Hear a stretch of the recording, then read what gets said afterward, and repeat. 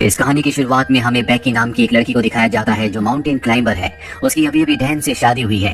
Dan भी एक mountain climber है। इन दोनों को ही पहाड़ों पर चढ़ने का शौक है और इस वक्त भी ये पहाड़ों के ऊपर चढ़ रहे होते हैं। बेकी के साथ उसकी दोस्त भी होती है और अब डैन जब ऊपर चढ़ रहा होता है तभी उसे एक घोंसला दिखता है और जब वो उसके अंदर हाथ डालता है तो उसके अंदर का पक्षी उड़ जाता है, जिस वजह से डैन का बैलेंस बिगड़ जाता है और वो ऊपर से नीचे गिर जाता है। पर वो रस्सी से बंधा हुआ है, इसीलिए अब वो हवा में लटक गया है। अब ना वो ऊपर आ सकता है और ना ही नीचे। ये दोनों के दोनों डैन को बचाने की कोशिश करते हैं लेकिन ये उसकी मदद नहीं कर पाते और तभी उसकी रस्सी का क्लिप निकल जाता है।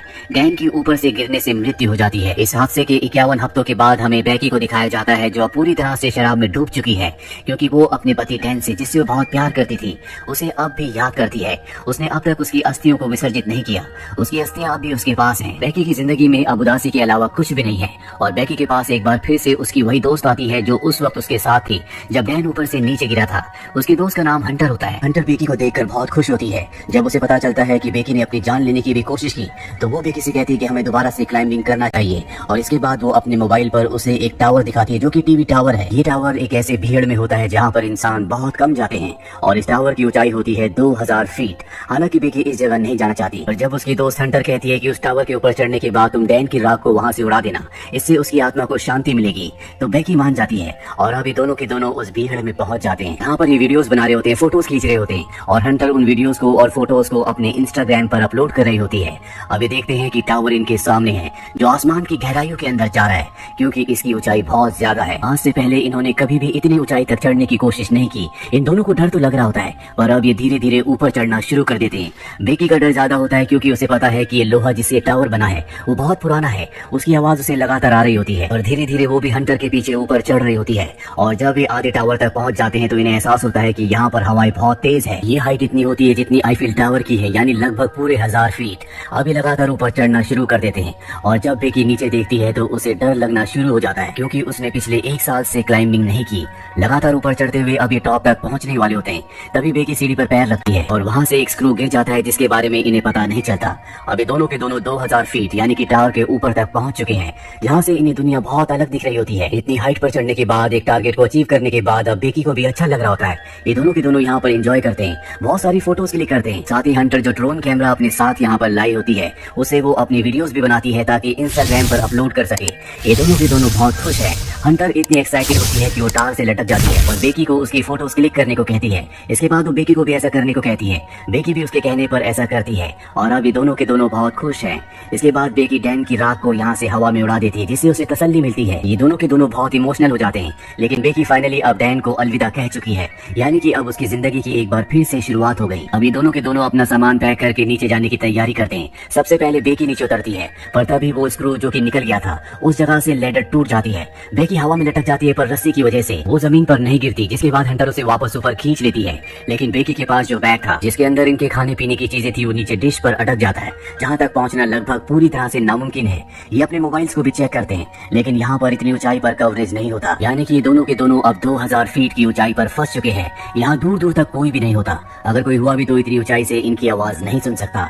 यह टावर के ऊपर एक बॉक्स होता है जिसके अंदर एक फ्लेयर गन और एक दूरबीन होती है और दिन में फ्लेयर गन का इस्तेमाल करने का कोई भी मतलब नहीं है क्योंकि फ्लेयर गन को दिन में कोई नहीं देखेगा। अभी दूरबीन से देखते हैं तो सामने इन्हें गाड़ी दिखती है लेकिन वो लोग इन्हें इतनी ऊंचाई पर नहीं देख सकते, ना इनकी आवाज सुन सकते हैं। हंटर एक बार फिर से अपना मोबाइल देखती है और जो पोस्ट उसने इस टावर के बेस से की थी वो पोस्ट इंस्टाग्राम पर पोस्ट हो चुकी होती है जिस पर बहुत सारे लाइक्स और कमेंट्स होते हैं। इसका मतलब ये है कि टावर के तल पर कवरेज है और अब हंटर अपने मोबाइल पे मदद के लिए एक मैसेज को रिकॉर्ड करती है और इंस्टाग्राम पर उसे पोस्ट कर देती है। इसके बाद वो अपने मोबाइल को रस्सी से बांधकर टावर से नीचे लटकाती है ताकि कवरेज आए और उसका मैसेज पोस्ट हो जाए, लेकिन बहुत देर तक वेट करने के बाद भी ऐसा नहीं होता और अब हंटर अपने मोबाइल को अपनी सॉक्स के अंदर रखती है, उसके बाद शू के अंदर रखती है और ऊपर से नीचे फेंक देती है ताकि नीचे गिरने के बाद उसका मैसेज चला जाए और इनकी मदद के लिए कोई आए। उन शूज और सॉक्स के अंदर रखने की वजह से नहीं टूटा होता और कुछ ही देर बाद ये ऊपर दूरबीन से देखते हैं जहाँ इन्हें नीचे एक आदमी दिखता है जो फोन पर बात कर रहा होता है। उसके साथ उसका डॉग भी होता है और वो इन्हें इतनी ऊपर न देख सकता है और न ही इतनी ऊपर से इनकी आवाज को सुन सकता है।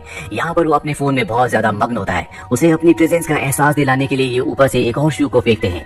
हालांकि वो शू तो देख लेता है लेकिन उसे ऐसा लगता है कि ये पहले से यहाँ पर था और वो अपने डॉग के साथ वहाँ से जाने लगता है। हालांकि बेकी यहाँ पर फ्लेयर गन चलाने की कोशिश भी करती है लेकिन हंटर उसे रोक लेती है और कहती है कि रात होने का हमें इंतजार करना होगा, रात को वो हमारी फ्लेयर गन को देख लेंगे। और अब यहाँ पर अंधेरा हो जाता है जिसके बाद ये फ्लेयर गन चलाते हैं, साथ ही अपने मोबाइल की टॉर्च को ऑन करके अपने हाथ से हिलाना शुरू कर देते हैं। इनके सामने जो गाड़ी यानी कि आरवी होती है जिसमें लोग कैंपिंग कर रहे होते हैं, वो इन्हें देख लेते हैं, लेकिन वो इनकी मदद करने के लिए नहीं आते, बल्कि इनकी गाड़ी को चुरा कर यहाँ से निकल जाते हैं, जिससे दोनों के दोनों हताश हो जाते हैं। जैसे जैसे रात होती है इन्हें नींद आना शुरू हो जाती है। ये वहाँ पर सो जाते हैं, लेकिन जगह बहुत कम है। हंटर ऊपर से गिरने वाली होती है कि बेकी उसे पकड़ लेती है।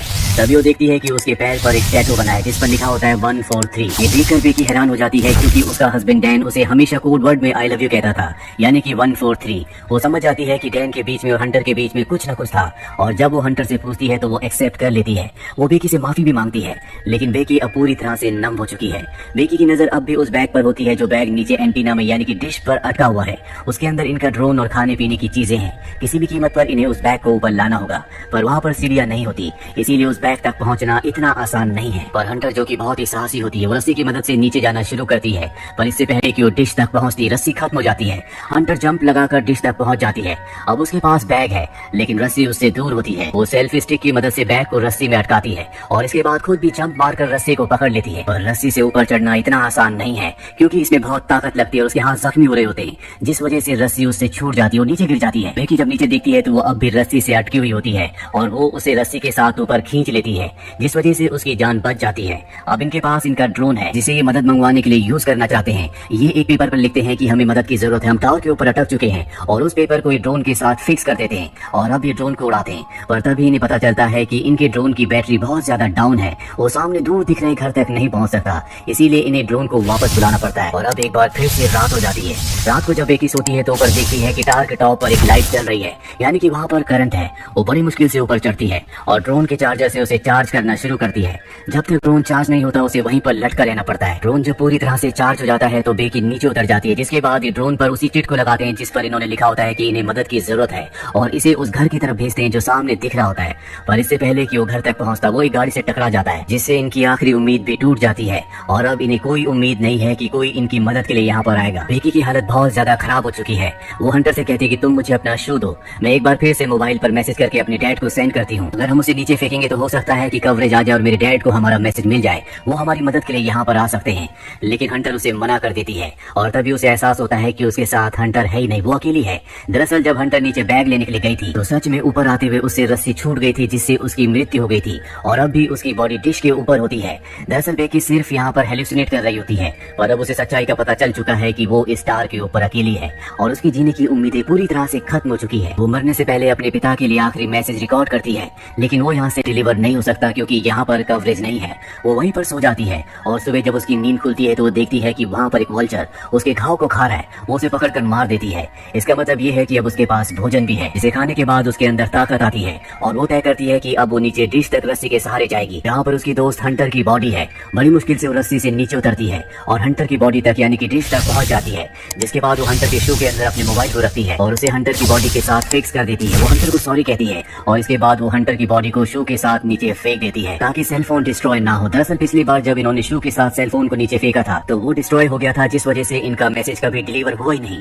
और अब जबकि उसने बॉडी के साथ शू के अंदर मोबाइल को डालकर नीचे फेंका है तो वो पूरी तरह से सुरक्षित रहेगा।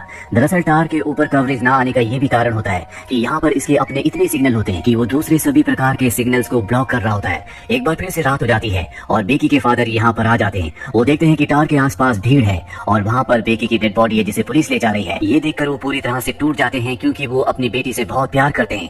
पर तभी वो देखते हैं कि पीछे बेकी खड़ी है जो पूरी तरह से ठीक है, उसके साथ डॉक्टर्स भी होते हैं। वो बेकी को अपने गले से लगा लेते हैं और इस तरह से बेकी की जान बच जाती है।